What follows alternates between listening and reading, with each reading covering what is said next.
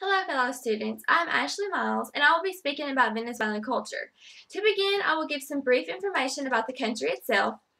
Venezuela is located in northern South America, bordering the Caribbean Sea and the North Atlantic Ocean, between Colombia and Guyana. Its size is 912,050 square kilometers.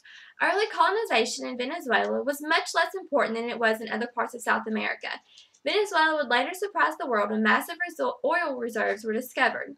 According to Energy in Latin America, Production, Consumption, and Future Growth, Venezuela has the largest oil and gas reserves in Latin America.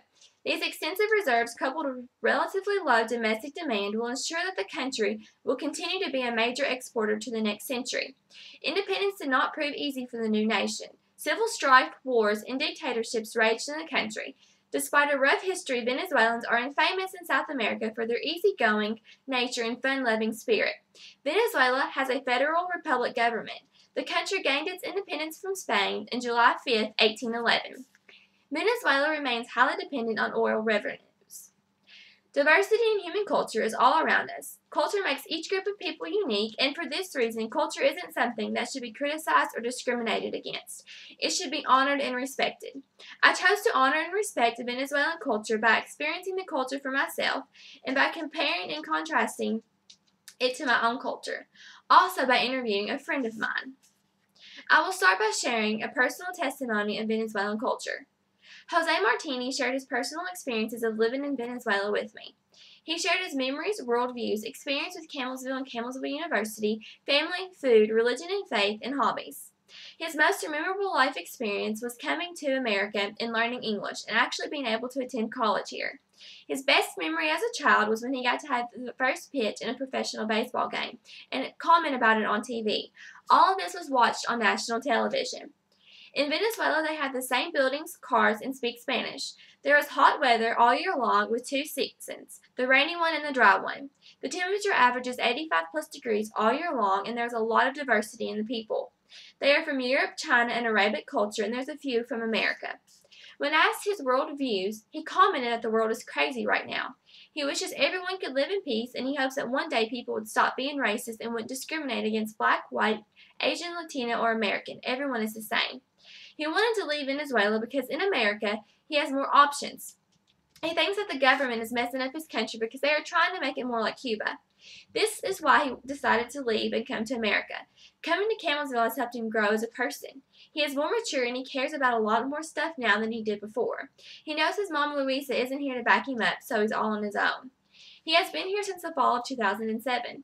When he first came here, he didn't know any English. Now he's a junior and will be graduating in May of 2012. He likes that Camelsville is a quiet place. He came from a big city and was getting into some trouble. Coming to Camelsville calmed him down and got him more focused. He doesn't like that there isn't anything to do. He likes to party, but he can't because he will get in trouble with the university and the police. He isn't used to being in a dry county. In Venezuela, everyone drinks and parties. They have music like the salsa. He didn't want to stay in Venezuela because of the current situation. He wants to be successful in life, so he sacrificed leaving his home to move to America. The main thing he misses about home is his mom.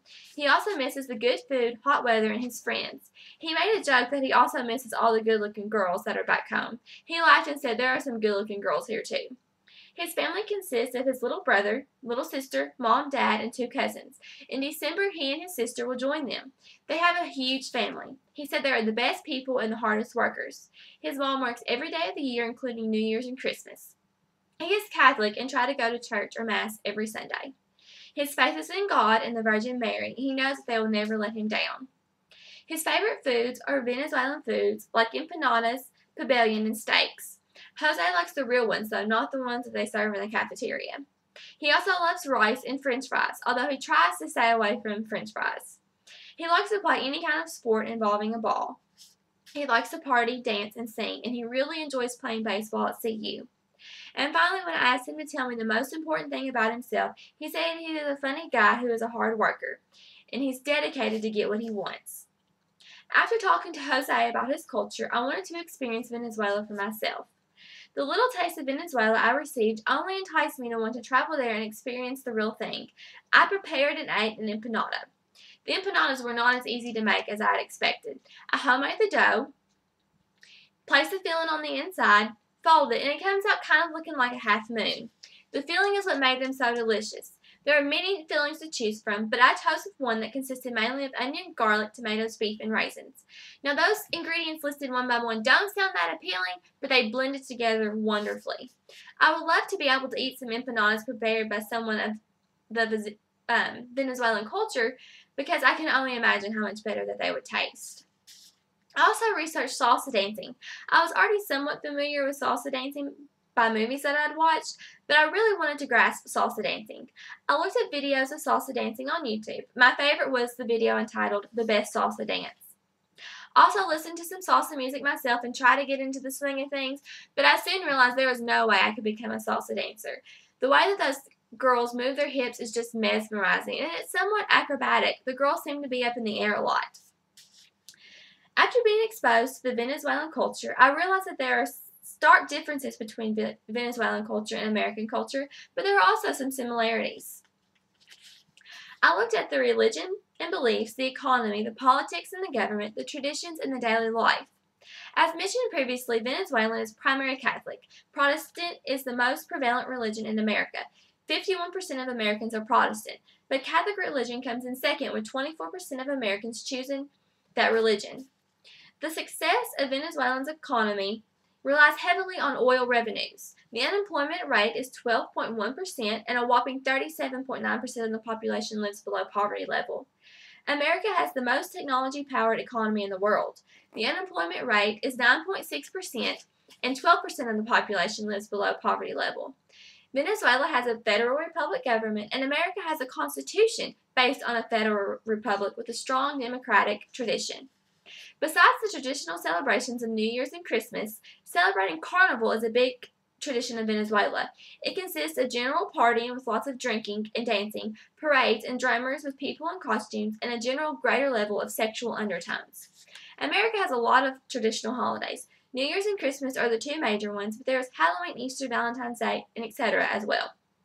In Venezuelan culture, the mother plays the main role. A family is made up of parents and siblings. Grandparents, aunts, uncles, and cousins traditionally live close by.